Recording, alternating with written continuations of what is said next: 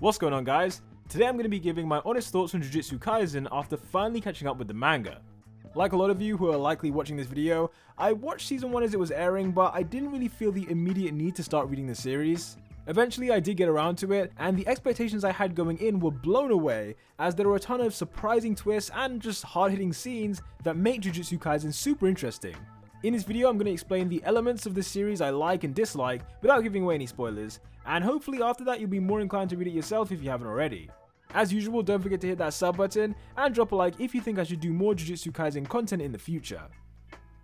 Okay, so the first thing I loved were the characters themselves, considering anyone who's really relevant has a unique personality coupled with clear motivations that make sense. Mechamaru in particular was a great side character, and the way things unfolded in regards to him was probably one of my favourite parts of the series. Gojo's cockiness and general demeanour is another highlight, but the manga changed how I perceived his importance. From season 1, you do understand that he is the strongest sorcerer, but the manga just makes it clear how rare his ability is, and how he's basically a once-in-a-lifetime phenomenon that basically holds everything together.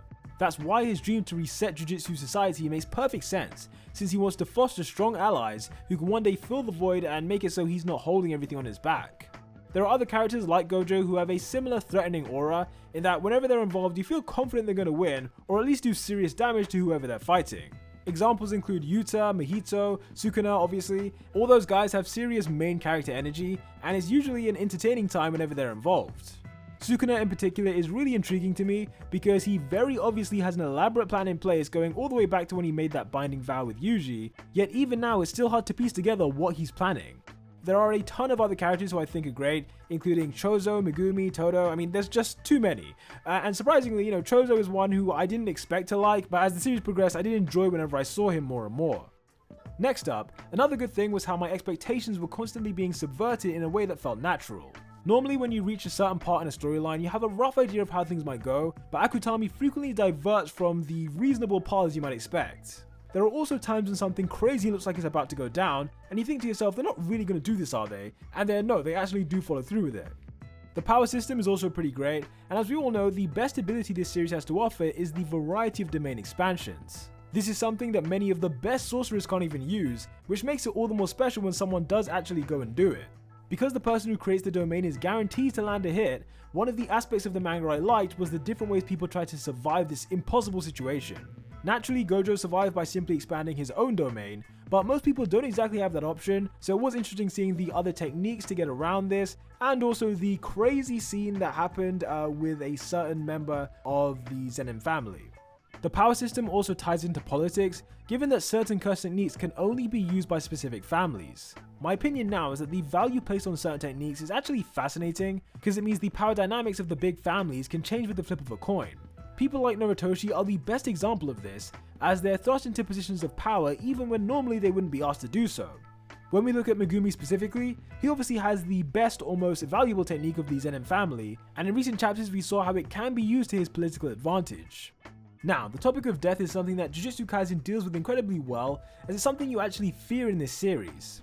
When it comes to the other manga that I read on a weekly basis, once in a while a side character might actually die, but the characters we actually like are nearly always guaranteed to survive. Jujutsu Kaisen subverts that expectation in a big way, as outside of Gojo, Yuji and Megumi, I genuinely think anyone else could be killed at any moment. When we look back at Junpei for example, he was being set up like a major character going forward. I mean, in terms of importance, I would compare him to the caliber of someone like Todoroki when he first appeared in My Hero Academia. Someone like that doesn't just get killed off and never seen again, which is why I was half expecting Junpei to return in some way. I didn't know how it was going to happen, I didn't know when it was going to happen, but I was fully expecting it for a long time. And yeah, eventually I just came to realize this is what this series is like people will really just die. In the manga, there were further casualties that are even more shocking than this one, and what it means is that the big battles have a lot of suspense. Besides the 3 characters I mentioned, and obviously Sukuna because he's, in Yuji's body, besides those guys, I don't think anyone is off the table when it comes to being killed.